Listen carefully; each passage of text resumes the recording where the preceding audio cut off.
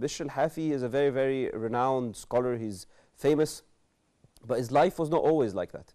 Bishr al-Hafi, the beginnings of his life was narrated that he was a drunkard.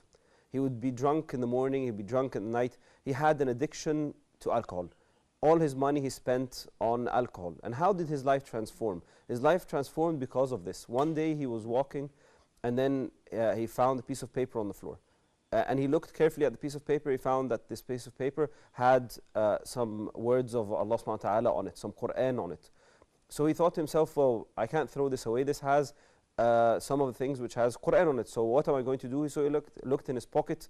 He started to straighten out the piece of paper. Then he said, he looked in his pocket. He found 2 dirhams. This is the only money he had left. He said, I'm going to go and buy the best perfume and use it to purify and make this piece of paper, because it had the name of Allah subhanahu wa ta'ala on it, make it more beautiful and more appealing. So he went and he bought the best perfume he could find, and he perfumed the piece of paper. He straightened it out, and he took it to his home, and he put like a border on it, and that border he put it on a very, very important place in his house. And that was it. And he went to sleep that night, and on that night he had a dream that Allah subhanahu wa ta'ala was telling him that his life will be changed. His life will be changed, and he would live an honorable life. And that was it.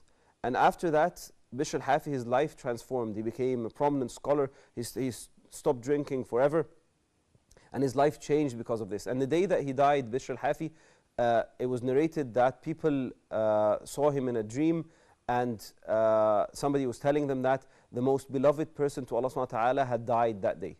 This is the story. He was a drunkard, and his life changed because of one action of